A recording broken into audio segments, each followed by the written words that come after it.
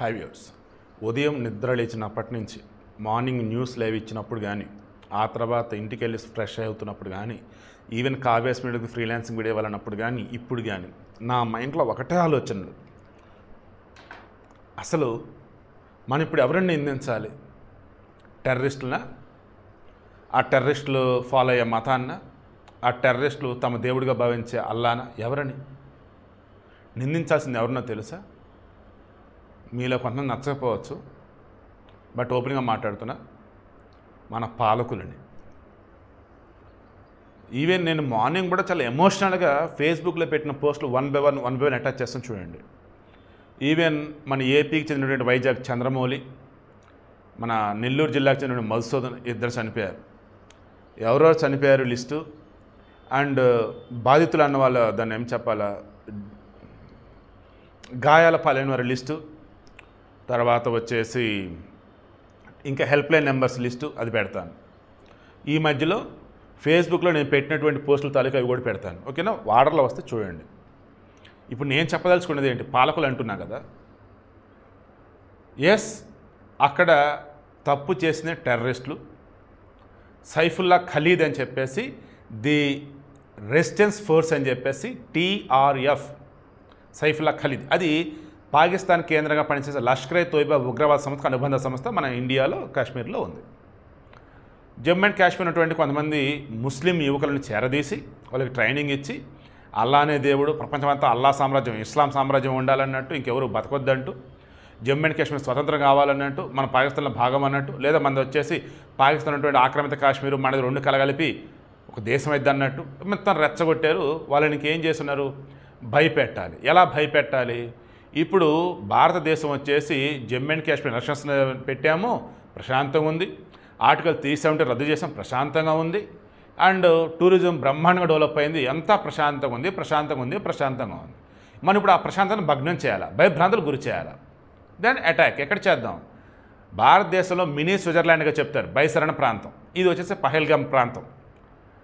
So ఈ Pahalgam area ఏదైతే ఉందో, దానికి నీరు బైసరణ ప్రాంతం ఏదైతే ఉందో, అది జమ్మూ అండ్ కాశ్మీర్ మధ్యలో ఉండిద్దిరా నాయన. లైన్ ఆఫ్ కంట్రోల్ ఉంటుంది, LOC అంటారు. మనకి పాకిస్తాన్కి బార్డర్ అన్నట్టు అనుకోవచ్చు. తర్వాత మన మెయిన్గా చెప్పాలి అన్నప్పుడు ఇంటర్నేషనల్ బోర్డర్స్, చైనా బార్డర్ కాదు, పాకిస్తాన్ బార్డర్ కాదు, నేపాల్ బార్డర్ కాదు, బంగ్లాదేశ్ బార్డర్ కాదు, అసలు ఏ బార్డర్ దాని దరిదాపులో లేదు. అటువంటి ఏరియా పహల్గామ్.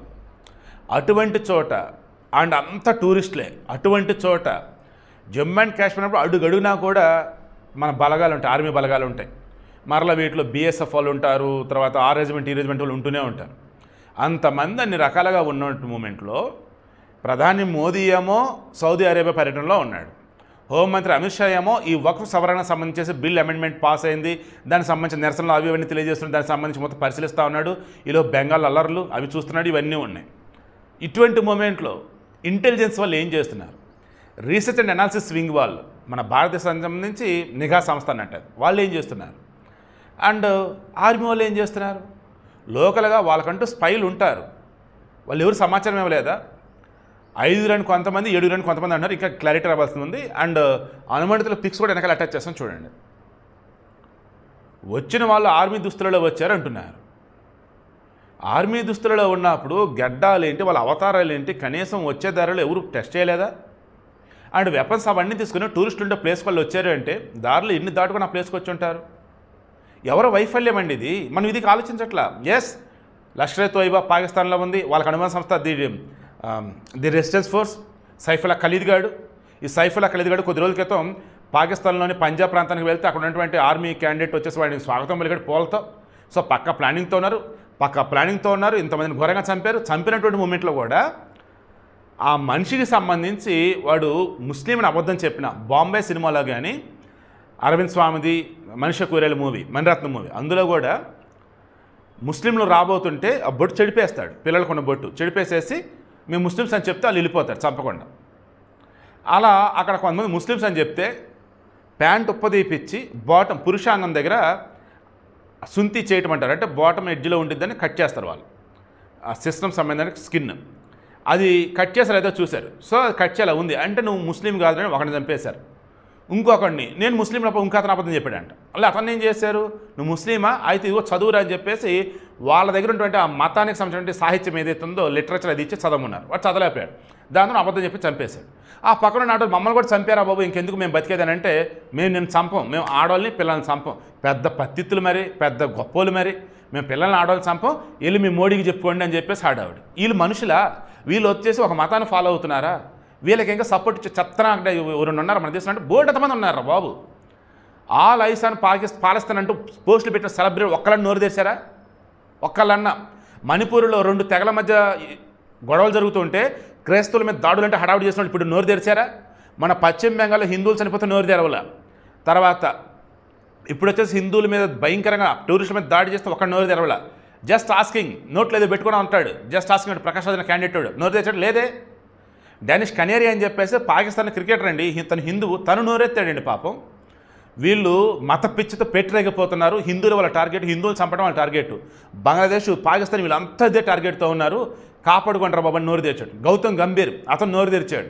ఈవెన్ సోకాల్డ్ సెలబ్రిటీల్లో చాలామంది ఇప్పుడు నోరు తెరవల, సినిమా వాళ్ళు కావచ్చు, క్రికెటర్లు కావచ్చు, ఫేమస్ ఎవరు నోరు తెరవల. ఎందుకంటే చచ్చిన వాళ్ళు హిందువులు, చంపింది ముస్లింలు. అమ్మ బాబోయ్ మనం నోరెత్తద్దు, మనం నోరెత్తే మనం కూడా చంపేస్తారు. అరే ఏం బతుకులరా మీ బతుకులు అసలు, ఎందుకురా మీకు ఇంకా సెలబ్రిటీ స్టేటస్. ఛే, ఈ వీడియో ఇంట్రెస్ట్ మీకు అర్థమైందా? ఏ జర్నలిస్ట్ కూడా టచ్ చేయని పని నేను టచ్ చేస్తున్నా. దయచేసి నాకు మీరు ఇచ్చే ప్రోత్సాహం ఏదైనా ఉంది అంటే మన ఛానల్ సబ్స్క్రైబ్ చేసుకుని 10 మందికి షేర్ చేయండి. అండ్ మీకు కావాల్సిన కంటెంట్ ఏదైతే ఉందో నా కామెంట్లో తెలియచేయండి, నేను రీసెర్చ్ చేసి ఇస్తాను.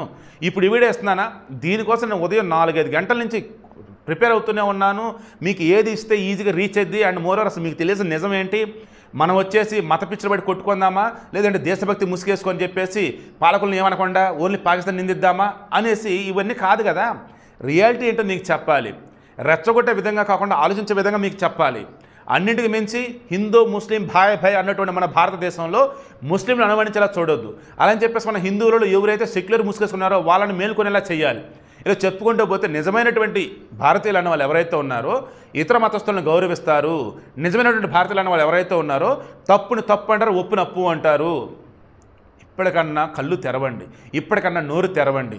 ఇప్పటికన్నా మన భారతదేశంలో మెజారిటీ ఉన్నటువంటి హిందువులు ఎవరైతే ఉన్నారో వారి మంచితనం వల్లే మిగతా వాళ్ళు పెట్టలేకపోతున్నారని తెలుసుకోండి. మంచితనంతో పాటు క్వశ్చన్ మంచితనంతో పాటు ఐకమత్యంతో ఉండండి. అప్పుడు మిగతా వాళ్ళు సైలెంట్ అవుతారండి. ఆ మిగతా వాళ్ళు సైలెంట్ అవ్వడం అంటే వాళ్ళ పని వాళ్ళు చూసుకుంటారండి. ఇదేనండి మీకు తెలియాల్సింది, ఇదేనండి మీకు అర్థం కావాల్సింది. ఈరోజు మోడీ ఆగమేఘాల మీద వస్తున్నాడు, అమిత్ షా ఆర్మీ పెద్ద పెద్ద వాళ్ళంతా కూడా ఇప్పుడు చర్చలు జరుపుతూ ఉన్నారు.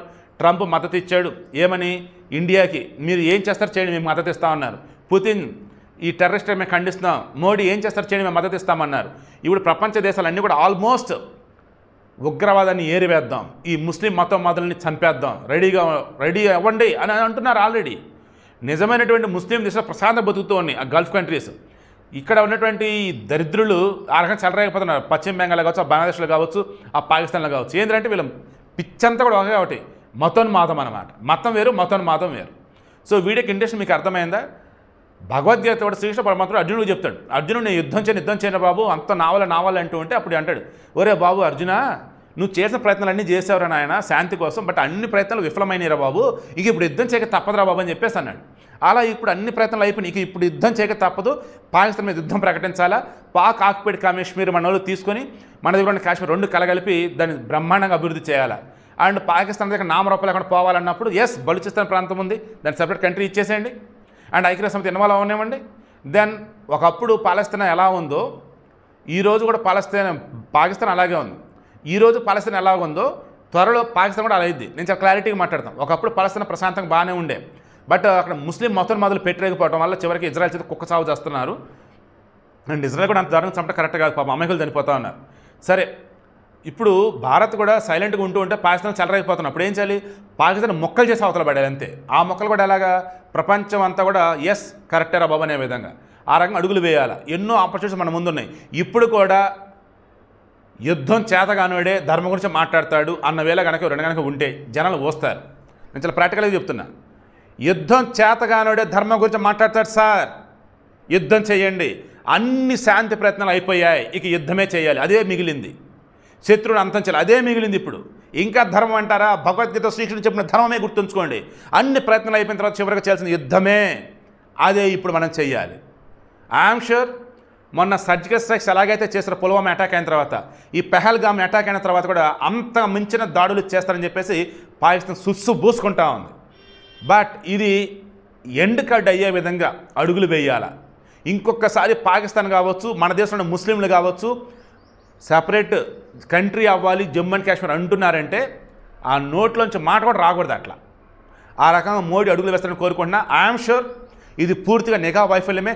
ఐఎమ్ షూర్ లోకల్గా ఉన్నటువంటి వాళ్ళు 40% సపోర్ట్, 60% కేంద్ర రాష్ట్ర ప్రభుత్వాల యొక్క వైఫల్యమే. నేను కవర్ చేయని పాయింట్స్ ఇంకేమైనా ఉంటే కింద కామెంట్లో తెలియచేయండి. ఈ వీడియో మాత్రం దయచేసి అందరికీ షేర్ చేయండి.